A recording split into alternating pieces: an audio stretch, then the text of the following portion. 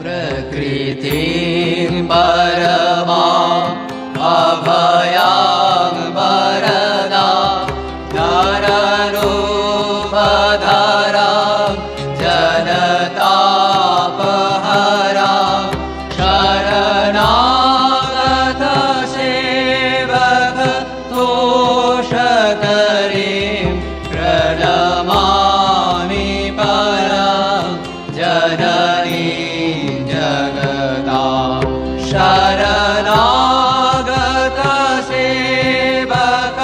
तोषकरीं प्रणमामि परां जननीं